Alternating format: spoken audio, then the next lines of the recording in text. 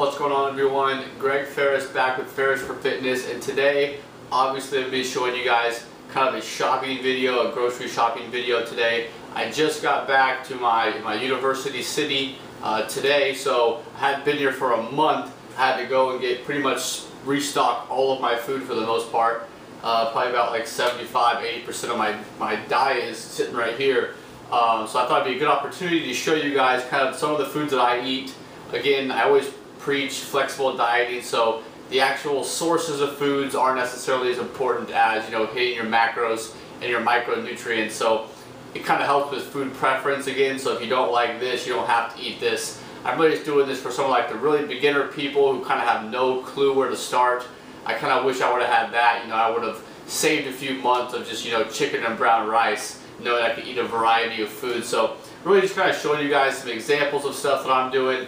I'm going to kind of break it down into two parts. I'm going to kind of do a part with like the essentials that I have in my diet. So these are like, you know, 365. I'm kind of always eating these off and on. And I'll show you guys, you know, some goodies, some luxury, whatever you want to call them, more expensive stuff. You know, for the most part, my stuff's really economical because, you know, I'm a college student. I'm just pretty frugal in general. So I'll get into it, guys.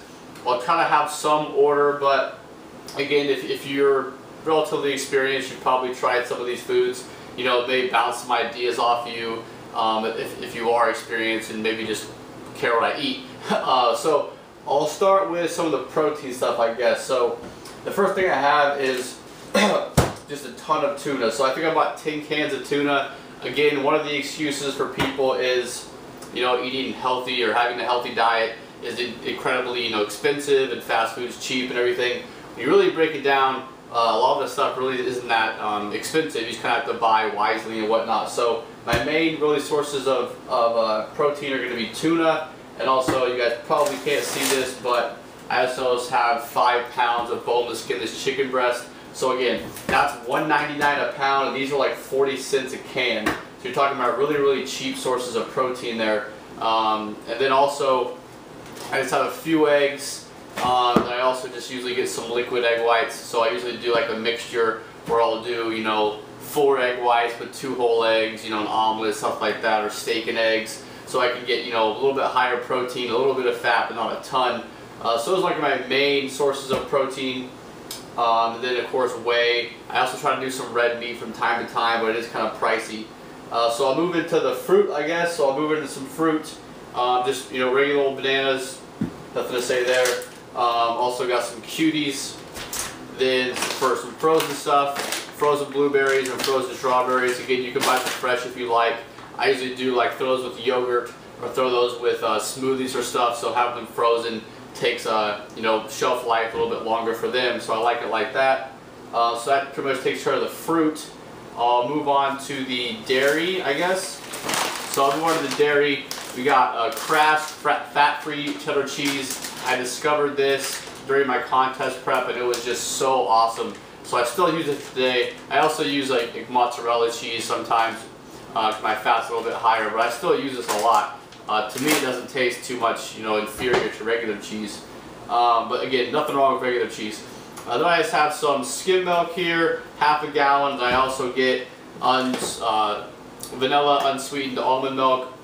This is awesome, especially when like you're low on carbs for the day or something like that with cereal. Also what I have is just some bulk kind of chopani vanilla yogurt, non-fat. Again, buying it like this as opposed to like these single serving packets is usually going to be a little bit cheaper. I also have some single serving packets. I usually get these. It's like a super good deal where I'm from. These are like 30 cents. The macros on these are awesome. They also have like some pretty cool flavors. So I usually use this for something like, you know, with a shake or something like that. So it's a little bit cheaper. But then again, if I'm just having something plain, just this, it's a little bit better to have some flavor with it. But again, you can always mix your own blueberries and stuff like that to save some money. So that pretty much takes care of the dairy, I believe. We also move into my carb sources, really. I guess for my protein, I forgot these turkey sausage crumbles. These are really good. I throw these with like egg mixtures and stuff like that. So moving to my carbs, I'll go with veggies first. I actually got like 3 or 4 bags of these each, but just frozen broccoli, frozen green beans. It's super easy. I also got some spinach in the fridge. I guess I forgot to grab that.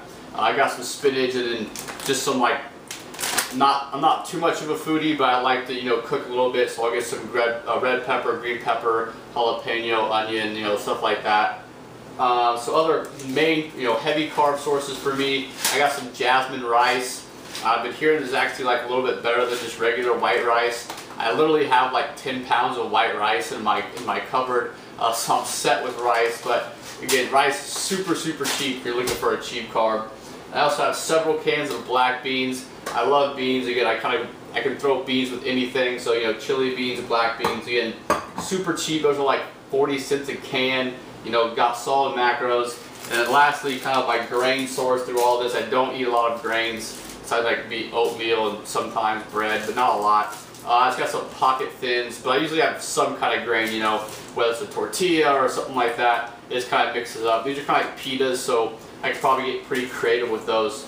That's pretty much it for like the bread and butter, guys. All that stuff is food that I would eat, you know, contest prep, bulky, lean bulk, you know, mini cut, whatever you want to, whatever your goal is, you can probably always eat those foods.